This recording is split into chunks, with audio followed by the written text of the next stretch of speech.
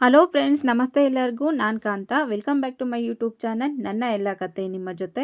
Friends, ಇವತ್ತಿನ ವಿಡಿಯೋಲಿ ಧನುರ್ಮಾಸದ ಪೂಜೆಗೆ ಅಂದರೆ ಅರಳಿಕಟ್ಟೆ ಪೂಜೆಗೆ, ಅರಳಿ ಮರದ ಪೂಜೆಗೆ ಹೋಗುವಾಗ ಏನೆಲ್ಲ ಪೂಜೆ ಸಾಮಾನುಗಳನ್ನು ತಗೊಂಡೋಗ್ಬೇಕು ಅಂತ ಈ ವಿಡಿಯೋಲಿ ಹೇಳ್ತಾ ಇದ್ದೀನಿ. ಹಾಗೆ ಅಷ್ಟು ದಿನದ ಪೂಜೆಗೆ ಒಂದೇ ದಿನ ಯಾವ ಥರ ರೆಡಿ ಮಾಡಿ ಇಟ್ಕೊಳ್ಳೋದು ಅನ್ನೋದನ್ನು ಕೂಡ ಹೇಳ್ತಾ ಇದ್ದೀನಿ. ಅಂದರೆ ನಾವು ಎಷ್ಟು ದಿನ ಮಾಡ್ತೀವಿ, 5 ದಿನ 9 ದಿನ ಈ ಥರ ಮಾಡ್ತೀವಲ್ವ, ಅಷ್ಟು ದಿನಕ್ಕೆ ಒಂದೇ ದಿನ ಪೂಜೆಗೆ ರೆಡಿ ಮಾಡಿ ಇಟ್ಕೊಳ್ಳೋದು. ಬನ್ನಿ ನೋಡೋಣ ಹೇಗಂತ. ಆ ಥರ ಪೂಜೆಗೆ ಹೋಗುವಾಗ ಏನು ಮರಿದೆ ತೊಗೊಂಡೋಗ್ಬೇಕು. ಆ ಥರ ಏನಾದರೂ ಮರ್ತೋಗಿದ್ರೆ ಅದೊಂಥರ ನಮಗೆ ಅನಿಸ್ತಿರುತ್ತಲ್ವ, ಏನೋ ಅಪಶಕುನ ಆಯಿತು, ಪೂಜೆ ಸಾಮಾನೆಲ್ಲ ಏನೋ ಅರಿಶಿನ ಮರ್ತು ಬಂದಿದ್ದೀನಿ, ಕುಂಕುಮ ಮರ್ತು ಬಂದಿದ್ದೀನಿ, ಅಥವಾ ಬೇರೆ ಏನೋ ಒಂದಾದರೂ ಮರ್ತು ಹೋಗಿರ್ತೀವಿ ಒಂದೊಂದು ಸಾರಿ. ಅದೇ ಥರ ಅದಕ್ಕೆ ಈ ಸಾರಿ ಏನು ಮಿಸ್ ಇಲ್ಲದೆ ಒಂದೇ ಮನಸ್ಸಿಂದ ನಮಗೆ ಏನು ಅನುಮಾನ ಬರದೇ ಇರೋ ಥರ ಪೂಜೆ ಸಾಮಾನ ಯಾವ ಥರ ರೆಡಿ ಮಾಡಿ ಇಟ್ಕೊಳ್ಳೋದು, ಹಾಗೆ ಏನೆಲ್ಲ ತೊಗೊಂಡೋಗ್ಬೇಕು ಅನ್ನೋದನ್ನು ಬನ್ನಿ ನೋಡೋಣ. ಫ್ರೆಂಡ್ಸ್, ನಾನು ಮೊದಲಿಗೆ ಒಂದು ದೊಡ್ಡ ತಟ್ಟೆನ ತೊಗೊಂಡಿದ್ದೀನಿ. ಎಲ್ಲಾದರೂ ದೂರ ಹೋಗಬೇಕಾದ್ರೆ ಬ್ಯಾಸ್ಕೆಟು ಅಥವಾ ಪೂಜಾ ಬುಟ್ಟಿ ಇರುತ್ತಲ್ವ, ಅದ್ರಲ್ಲಿ ತೊಗೊಂಡೋದ್ರೆ ಬೆಸ್ಟ್ ಅಂತ ಅನಿಸುತ್ತೆ. ನಾನೀಗ ಒಂದು ದೊಡ್ಡ ತಟ್ಟೆಗೆ ಮೊದಲಿಗೆ ಒಂದು ಚಮ್ ನೀರನ್ನು ತೊಗೊಂಡೋಗ್ಬೇಕು. ಯಾವುದೇ ಕಾರಣಕ್ಕೂ ಮಿಸ್ ಇಲ್ಲದೆ ನೀರನ್ನು ತೊಗೊಂಡೋಗ್ಬೇಕು. ಅಲ್ಲಿ ನೀರೆಲ್ಲ ಪ್ರೋಕ್ಷಣೆ ಮಾಡಿಬಿಟ್ಟೆ ಪೂಜೆನ ಮಾಡಬೇಕಾಗುತ್ತೆ. ಆಮೇಲೆ ಒಂದು ತೆಂಗಿನಕಾಯಿ ಅಂದರೆ ಫಸ್ಟ್ನೇ ಪೂಜೆ ಲಾಸ್ಟ್ನೇ ಪೂಜೆಗೆ ಆ ತೆಂಗಿನಕಾಯಿ ಒಡೆದು ತುಂಬಿದ ಪೂಜೆ ಮಾಡಿದ್ರೆ ತುಂಬ ಒಳ್ಳೆಯದು. ಅದಕ್ಕೆ ಫಸ್ಟ್ನೇ ದಿನ ಒಂದು ತೆಂಗಿನಕಾಯಿ ತೊಗೊಂಡು ಹೋಗಿರ್ರಿ. ಹಾಗೆ ಅರಿಶಿನ, ಕುಂಕುಮ, ಎಲೆ, ಅಡಿಕೆ, 2 ಎಲೆ, ಒಂದು 4 ಅಡಿಕೆ ತೊಗೊಂಡೋದ್ರೆ ಸಾಕಾಗುತ್ತೆ. ಅಲ್ಲೇನಾದರೂ ಮುತ್ತೈದೆಯರಿಗೆ ಕೊಡಬೇಕು ಅನ್ನೋಗಿದ್ರೆ ಸ್ವಲ್ಪ ಜಾಸ್ತಿನೇ ತೊಗೊಂಡು ಹೋಗಿರ್ರಿ. ಹಾಗೆ ಪೂಜೆಗೆ ಬಾಳೆಹಣ್ಣು 2 ತೊಗೊಂಡು ಹೋಗಬೇಕಾಗುತ್ತೆ. 2 ಅಥವಾ 4. ನಾನು ಮನೆಯಲ್ಲಿ ಬಾಳೆಹಣ್ಣು ಖಾಲಿಯಾಗಿದೆ, ಬಾಳೆಹಣ್ಣಿಲ್ಲ, ಅದಕ್ಕೆ ಆರೆಂಜ್ ಇಡ್ತಾಯಿದ್ದೀನಿ. ಯಾವುದಾದ್ರೂ ಓಕೆ, ಇದ್ರ ಬದಲು ಬಾಳೆಹಣ್ಣು ತೊಗೊಂಡೋದ್ರೇ ತುಂಬ ಶ್ರೇಷ್ಠ. ನಾನು ಬಾಳೆಹಣ್ಣಿಲ್ಲ ಅಂತ ಇದನ್ನು ಇಡ್ತಾಯಿದ್ದೀನಿ. ಆಮೇಲೆ ಊದ್ಬತ್ತಿ, ಕರ್ಪೂರ ನಾನು ಡಬ್ಬಿನೇ ಇಡ್ತಾಯಿದ್ದೀನಿ. ಹಾಗೆ ನೋಡಿ, ಈ ಥರ ಉದ್ದು ಬತ್ತಿನೂ ತೊಗೊಂಡೋಗ್ಬೇಕಾಗುತ್ತೆ. ಇಲ್ಲ ಅಂದರೆ ಈ ಥರ ಹೂ ಬತ್ತಿ, ತುಪ್ಪದ ಬತ್ತಿ ಆದರೂ ಓಕೆ, ಎಣ್ಣೆ ಬತ್ತಿ ಆದರೂ ಓಕೆ. ನಾನು ತುಪ್ಪದ ಬತ್ತಿನ ನೋಡಿ ಈ ಥರ ನೆನೆಸಿ ಇಟ್ಟಿರಬೇಕು.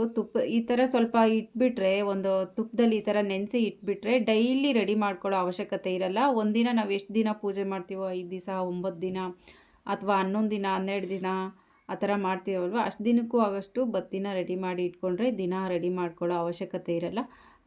ಒಂದು ಬಾಕ್ಸ್ಗೆ ಈ ಥರ ರೆಡಿ ಮಾಡಿ ಇಟ್ಕೊಂಡ್ಬಿಟ್ರೆ ಅಲ್ಲಿ ಎಷ್ಟು ಬೇಕೋ ಅಷ್ಟು ಹಚ್ಬಿಟ್ಟು ಮಿಕ್ಕಿದ್ದನ್ನು ಮನೆಗೆ ವಾಪಸ್ಸು ತೊಗೊಂಬರ್ಬೋದು. ಮತ್ತು 2 ದೀಪನ ತೊಗೊಂಡು ಹೋಗ್ಬೇಕಾಗುತ್ತೆ. ದೀಪನ ನಾವು ಸ್ವಲ್ಪ ಜಾಸ್ತಿನೇ ತಂದಿಟ್ಕೊಬೇಕಾಗುತ್ತೆ. ಯಾಕೆ ಅಂದರೆ ನಾವು ಹಚ್ಬಿಟ್ಟು ಬಂದಿರ್ತೀವಿ, ದೀಪ ಅಲ್ಲಿ ಒಂದೊಂದು ದಿನ ಇರುತ್ತೆ, ಒಂದೊಂದು ದಿನ ಇರಲ್ಲ. ಈ ಥರ ಮಣ್ಣಿನ ದೀಪನ ಸ್ವಲ್ಪ ಎಕ್ಸ್ಟ್ರಾನೇ ತಂದು ಇಟ್ಕೊಬೇಕಾಗುತ್ತೆ. ಅಕಸ್ಮಾತ್ ತೊಗೊಂಡು ಹೋಗಿರಬೇಕು, ಅಲ್ಲಿ ಇದ್ದರೆ ಅದನ್ನು ವಾಪಸ್ ತೊಗೊಂಬರ್ಬೇಕು. ಇಲ್ಲಾಂದರೆ ಇದನ್ನು ಇಟ್ಟು ಮತ್ತೆ ಹಚ್ಚಿ ಬರಬೇಕು. ಇನ್ನು ನಾಳೆಗೆ ಇನ್ನೊಂದು ದಿನಕ್ಕೆ ಬೇಕಾಗುತ್ತಲ್ವ, ಅದಕ್ಕೆ ಸ್ವಲ್ಪ ಎಕ್ಸ್ಟ್ರಾ ತಂದು ಇಟ್ಕೊಂಡಿದ್ರೆ ಬೇಕಾದಾಗ ಹಚ್ಕೊಬೋದು. ಇನ್ನು ಹೂವು ಬೇಕಾಗುತ್ತೆ. ಸ್ವಲ್ಪ ಬಿಡಿ ಹೂವನ್ನೇ ತೊಗೊಂಡೋದ್ರೆ ನಮ್ಗೆ ತುಂಬ ಹೆಲ್ಪ್ ಆಗುತ್ತೆ. ಅದು ಬಿಡಿ ಹೂವನ್ನೇ ತುಂಬ ಯೂಸ್ ಆಗೋದು. ಬಿಡಿ ಹೂವು ಆದರೂ ಓಕೆ, ಅಥವಾ ಕಟ್ಟಿರೋ ಹೂವು ಆದರೂ. ಕಟ್ಟಿರೋ ಹೂವು ಎಷ್ಟೇ ತೊಗೊಂಡೋಗಲಿ, ಬಿಡಿ ಹೂವು ಸ್ವಲ್ಪ ತೊಗೊಂಡೋಗಿ ಇಡಬೇಕಾಗುತ್ತೆ. ಕಟ್ಟಿರೋ ಹೂವು ಎಷ್ಟು ಹಾಕಿದ್ರೂ ಸಾಲಲ್ಲ, ಎಷ್ಟು ತೊಗೊಂಡೋದ್ರೂ ಸಾಲಲ್ಲ. ಬಿಡಿ ಹೂವು ಆದರೆ ಒಂದೊಂದಿಟ್ಟು ಪೂಜೆ ಮಾಡಿಕೊಂಡು ಬರ್ಬೋದು. ನೆಕ್ಸ್ಟ್ ಫ್ರೆಂಡ್ಸ್, ಆಮೇಲೆ ನೋಡಿ ಈ ಥರ ಸಪ್ಪೆ ದಾರ 3 ಎಳೆ, 5 ಎಳೆ, 9 ಎಳೆ ಅಂತ ಬರುತ್ತಲ್ವ, ಅದಾದರೂ ಓಕೆ. ಈ ಥರ 1 ಎಳೆ ಆದರೂ ಓಕೆ. 1 ಎಳೆ ಆದರೆ ಜಾಸ್ತಿ ಸುತ್ತನ್ನು ಸುತ್ತಬೇಕಾಗುತ್ತೆ. ಅದಕ್ಕೆ ಈ ಥರ 3 ಎಳೆ, 5 ಎಳೆ, 9 ಎಳೆ ಅಂತ ದಾರ ಬರುತ್ತಲ್ವ, ಈ ಥರ ಇದನ್ನು ತೊಗೊಂಡೋದ್ರೆ 1 ಎಳೆ, ಇದನ್ನು 1 ರೌಂಡ್ ಬಂದರೆ 3 ಎಳೆ ಆಗುತ್ತೆ. ಅದಕ್ಕೆ ಯಾವುದು ಇದೇ ಸೂಕ್ತ ಅಂತ ಅನಿಸುತ್ತೆ, ಇದೇ ಬೆಸ್ಟ್ ಅಂತ ಅನಿಸುತ್ತೆ.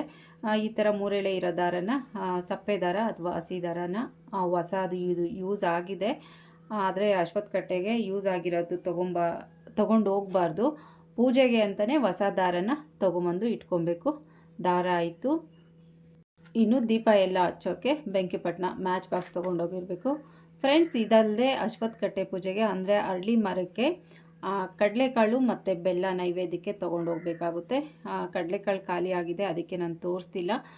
ಬೆಲ್ಲ ಸ್ವಲ್ಪ ಪುಡಿ ಮಾಡಿಕೊಂಡು ಕಡಲೆಕಾಳನ್ನು ಹಿಂದಿನ ದಿನವೇ ರಾತ್ರಿಯೇ ನೆನೆಸಿಟ್ಟು ಕಡಲೆಕಾಳು ಬೆಲ್ಲನ ತೊಗೊಂಡೋಗ್ಬೇಕಾಗುತ್ತೆ. ಇಷ್ಟನ್ನು ಅರಳಿ ಮರ ಪೂಜೆಗೆ ಅಂದರೆ ಅಶ್ವತ್ಥ ಕಟ್ಟೆ ಪೂಜೆಗೆ ಧನುರ್ಮಾಸ ಪೂಜೆಯಲ್ಲಿ ತೊಗೊಂಡೋಗುವಂಥ ಪೂಜಾ ಸಾಮಗ್ರಿಗಳು.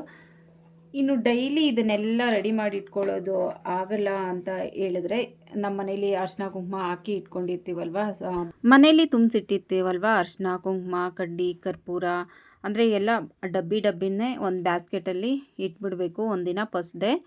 ಅಂದರೆ ಮೊದಲನೇ ದಿನವೇ ಮನೆಯಲ್ಲಿರೋ ಅಂಥ ಅಂದರೆ ಡಬ್ಬಕ್ಕೆ ಹಾಕಿರೋ ಅಂಥ ಅರಿಶಿನ ಕುಂಕುಮ, ಆ ದೊಡ್ಡದೊಂದು ಊದ್ಬತ್ತಿ ಪಾಕೆಟು, ಕರ್ಪೂರ ಮತ್ತು ನೋಡಿ ಈ ಥರ ಬತ್ತಿಗಳು, ದಾರ ಅಂದರೆ ಸಪ್ಪೆ ದಾರ, ಒಂದು ಮ್ಯಾಚ್ ಬಾಕ್ಸು, 2 ದೀಪ ಇಷ್ಟೆಲ್ಲ ಒಂದು ಬ್ಯಾಸ್ಕೆಟಲ್ಲಿ ಹಾಕಿ ಇಟ್ಬಿಟ್ರೆ ನಾವು ಪೂಜೆಗೆ ಹೋಗುವಾಗ ಒಂದು ಚೆಂಬು ನೀರು, ಸ್ವಲ್ಪ ಹೂವು, ಸ್ವಲ್ಪ ಅಡಿಕೆನೂ ಹಾಕಿ ಇಡ್ಬೋದು. ಇನ್ನು ಸ್ವಲ್ಪ ಎಲೆ, 1-2 ಎಲೆ ತೊಗೊಂಡು 1-2 ಬಾಳೆಹಣ್ಣು ತೊಗೊಂಡು ಹೋದರೆ ಸಾಕಾಗುತ್ತೆ.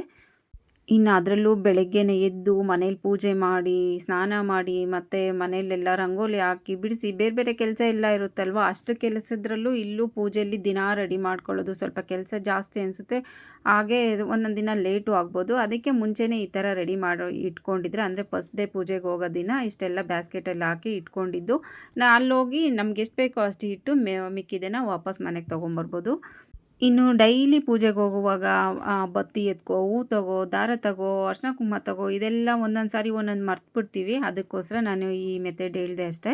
ಇಷ್ಟೆಲ್ಲ ರೆಡಿ ಮಾಡಿ ಮುಂಚೆನೇ ಇಟ್ಬಿಟ್ಟಿದ್ರೆ, ಇನ್ನು ಸ್ವಲ್ಪ ಹೂವು, ನೀರು, ನೈವೇದ್ಯಕ್ಕೆ 1-2 ಬಾಳೆಹಣ್ಣು ಅದನ್ನು ತಗೊಂಡೋದ್ರೆ ಆಯಿತು. ನಾವೇನು ಮರ್ತಂಗೂ ಆಗಲ್ಲ, ಹಾಗೆ ಕೆಲಸನೂ ಬೇಗ ಆಗುತ್ತೆ ಅಂತ ಹೇಳಿದೆ ಅಷ್ಟೇ. ಫ್ರೆಂಡ್ಸ್, ಇದಾಗಿತ್ತು ಧನುರ್ಮಾಸದಲ್ಲಿ ಅರಳಿ ಮರಕ್ಕೆ ಹೋಗುವಾಗ ಪೂಜೆ ಸಾಮಗ್ರಿಗಳು ಏನೆಲ್ಲ ತೊಗೊಂಡೋಗ್ಬೇಕು ಅಂತ. ಈ ವಿಡಿಯೋ ನಿಮಗೆಲ್ಲ ಇಷ್ಟ ಆಯಿತು ಅಂತ ಅಂದ್ಕೊತೀನಿ. ಇಷ್ಟ ಆದರೆ ಪ್ಲೀಸ್ ಒಂದು ಲೈಕ್ ಮಾಡಿ, ಹಾಗೆ ಯಾರೆಲ್ಲ ನೋಡ್ತಿದ್ದೀವಿ ಸಬ್ಸ್ಕ್ರೈಬ್ ಮಾಡ್ಕೊಂಡು ಸಪೋರ್ಟ್ ಮಾಡಿ ಅಂತ ಕೇಳ್ತಾ, ಥ್ಯಾಂಕ್ಸ್ ಫಾರ್ ವಾಚಿಂಗ್.